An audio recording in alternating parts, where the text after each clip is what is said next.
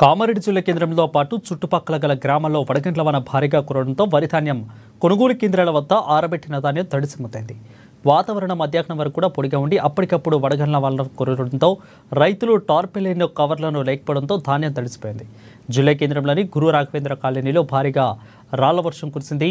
వడ్లు కోసి కళ్ళాలకు తీసుకువచ్చి 15 రోజులైనప్పటికీ కొనుగోలు చేయడం లేదంటూ రైతులు ఆందోళన వ్యక్తం చేస్తున్నారు.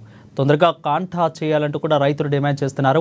ఇక కామారెడ్డి జిల్లా కేంద్రంతో పాటు మున్సిపల్లో విలీన గ్రామాలైన టెక్రియాలు, అట్లూరు, లింగాపూరు, దేవునిపల్లి గ్రామాలలో భారీగా వర్షం కురిసింది.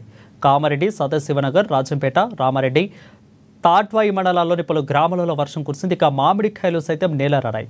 అకాల వర్షాలకు ధాన్యం తడవడంతో రైతులు ఆందోళన చెందుతున్నారు. ఈ సందర్భంగా రైతులు మాట్లాడుతూ ధాన్యం కోసి కొనుగోలు కేంద్రానికి తెచ్చినా తూకం వేయడం లేదని ఆవేదన వ్యక్తం చేస్తున్నారు.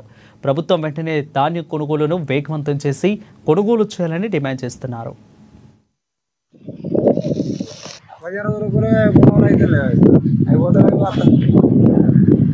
తొందరగా కావాలి బాగుపడ్డది నాన్ని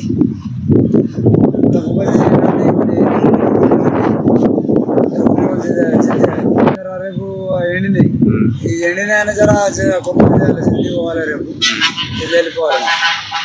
మేము లాస్ అవుతున్నాం మొత్తం రైతులు వెళ్ళిపోవాలి. వర్షం పడ్డది అచ్చాకేరు పడలేదు, వర్షం పడేవాడే మొత్తం ఇది